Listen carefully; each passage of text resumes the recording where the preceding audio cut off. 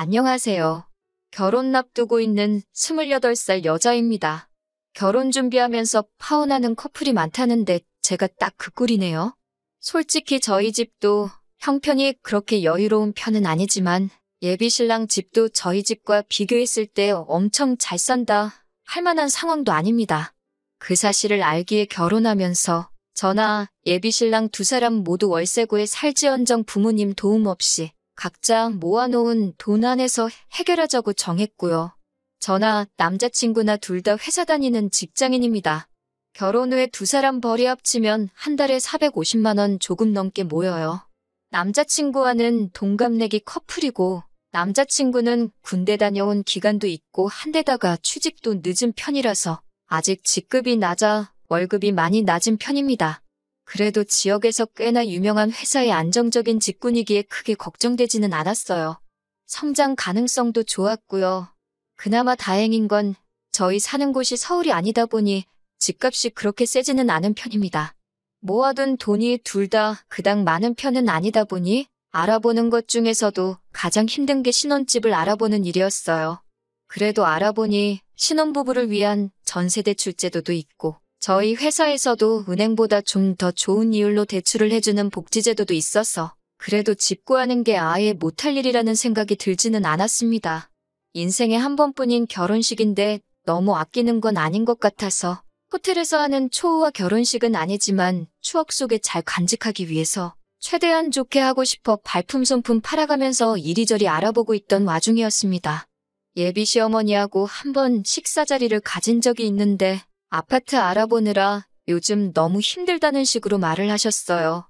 남자친구와 이미 반반 결혼 이야기가 되어 있는데 갑자기 집을 알아보고 계신다는 말에 깜짝 놀랐습니다. 저도 저지만 남자친구도 금시초문인 듯한 반응이었어요.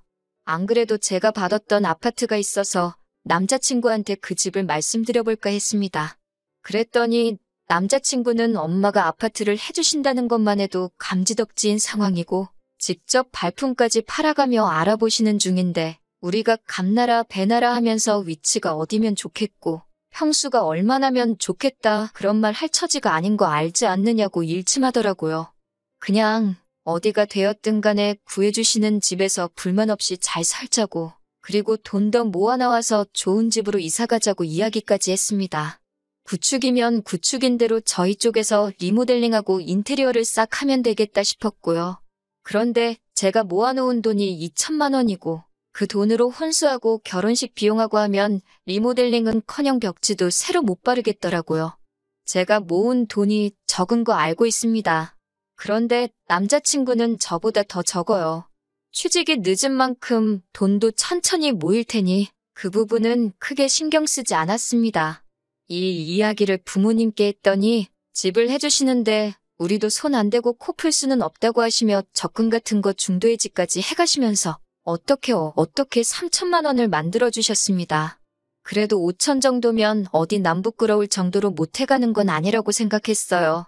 저희 지역 구축 20평대 아파트가 1억 정도 하거든요. 게다가 저는 직업 특성상 자가용이 필요해서 차도 가지고 있으니 얼추 비슷하게 해가는 거나 마찬가지였으니까요. 모아둔 돈도 별로 없으면서 결혼 생각한 것부터 잘못이라고 하면 잘못이겠지만 너는 얼마 있고 나는 얼마 있고 조건 맞추면서 이리저리 재는 것도 싫었고 남자친구나 저나 모아놓은 돈 크게 없으니 차라리 남들보다 빨리 시작해서 아껴가며 빨리 자리 잡는 것도 방법 중에 하나라고 생각했어요. 부모 도움 없이 결혼하겠다고 설레발을 쳤지만 결국 저나 남자친구나 부모님 손을 벌리는 거나 마찬가지인 상황이 되었지만요. 아무튼 돈도 어느 정도 마련되었고 큼지막한 문제들인 해결된 거나 마찬가지였으니 마음이 한결 놓이던 상황이었습니다. 시어머니와 또 한 번 식사 자리를 갖기로 해서 그때 다시 한번 자세한 이야기를 해보려고 했어요. 사실 집이라는 게 당장 돈도 중요하긴 하지만 앞으로 얼마나 그 집에서 살아야 할지도 모르고 한 푼 두 푼 쓰는 게 아니기 때문에 위치적인 부분도 고려해야 하고 투자 가치가 있는지도 고려해야 하잖아요. 그런데 도통 남자친구 어머니 쪽에서 집을 알아보고만 있다고 하시지 그 내용을 남자친구한테 말해주시는 것도 아니고 비밀로만 하고 계시니 조금 자세하게 이야기를 나누어 봐야겠다고 생각했거든요. 식사 자리에서 타이밍 봐서 어머님께 집 알아보시는 건 어떻게 되어 가시냐 물었습니다. 말을 안 해주시는 게 별다른 이유가 있을 수도 있겠다 싶어서 물어보는데도 조심스러울 수밖에 없었지요. 그런데 어머님께서는 집은 이미 계약했고 몇 달 뒤에 잔금만 치르면 된다고 대수롭지 않게 대답하셨어요. 이렇게 쉬울 건 뭐 어려운 이야기라고 그동안 꺼내지 못했나 싶었습니다. 집 구해주시는 거 정말 뼈에 사무칠 정도로 감사한 일이지만 그래도 계약 전에 왜 저희한테 한 번도 말씀을 안 해주셨는지, 그 집을 보여주지 않으셨는지 궁금했습니다. 이왕 대답해 주신 거 궁금했던 건 다 물어봐야겠다는 생각이 들더라고요. 저나 남자친구나 둘 다 직장 다니는 회사원이고 그러니 출퇴근 거리도 생각해봐야 했어서 가장 궁금했던 걸 먼저 물어보기로 했습니다. 어디 아파트를 구하셨는지 말이죠. 어머님이 대답해 주신 아파트는 남자친구나 저 다니는 회사에서 엄청나게 멀리 떨어져 있는 곳에 위치한 곳이었습니다. 심지어 주변에 마땅한 대중교통도 없는 걸로 알고 있고 주변 또한 많이 낙후되어 있는 아파트였어요. 저희가 모르는 재개발 호재라든지 투자 정보가 있는가 싶어서 아파트에 대해 자세하게 물어봤습니다. 34평 아파트이고 시세는 2억 5천 정도 된다고 하시더라고요. 아버님이 은퇴하시고 따로 직장도 없으시고 어머님 혼자 식당일 하시면서 외벌이를 하시는 상황이었는데 모아둔 돈 조금에 30년 만기로 대출을 풀로 땡기셨다고 하시는데 그럼 대충 계산해도 이자만 한 달에 돈 100만 원씩은 나가겠다는 계산이 서더라고요. 어머님 혼자 벌이로는 대출금 내고 나면 생활비 감당도 안 되시는 거 아닌가 하는 생각이 들고 그때부터 점점 안 좋은 촉이 들기 시작했어요. 사실 남자친구와 제가 다니는 회사 근처에도 신혼부부 살만한 작은 평수 아파트가 훨씬 더 좋은 가격으로 나와 있는 매물이 많았거든요. 집 구해주시는 거 감사한 일이지만 아직 잔금 안 치렀다고 하시니 말씀드린다고 차라리 위약금 얼마를 내고 평수를 줄여서 저나 남자친구가 봐놓은 아파트로 다시 구해주시는 게 훨씬 경제적이지 않겠냐고 조심히 말씀드렸지요. 그런데 어머님께서는 너네 도대체 뭔 소리를 하는 거냐 하는 식의 반응을 보이시더라고요. 대번에 그 집에서 왜 너네 둘만 산다고 생각하느냐고 하시는 겁니다. 그 말에 저는 벌써부터 머릿속이 새하얗게 변하더라고요. 알고 보니 저희 살 집을 구해주시는 게 아니라 시댁이 이사를 가는 거였습니다. 그런데 어머님도 저희가 같이 합가하는 걸로 생각하고 그렇게 말을 전하셨던 거죠. 34평 큰 평수의 방이 3개짜리라고 지내는데 불편할 게 뭐가 있겠냐고 하는데 100평짜리 아파트를 가져다 줘도 시작부터 시집살이 하고 싶어하는 사람이 어디 있겠어요? 게다가 남편 밑으로 여동생이 둘이나 있는데 신우 2명까지 끼고 시부모 모시고 살 생각은 없었습니다. 그래서 저도 그걸로 왈가왈부할 게 아니라 저희가 집을 알아봐 주신다기에 오해한 것 같다고 합가는 하지 않고 따로 나와 살겠다고 했습니다.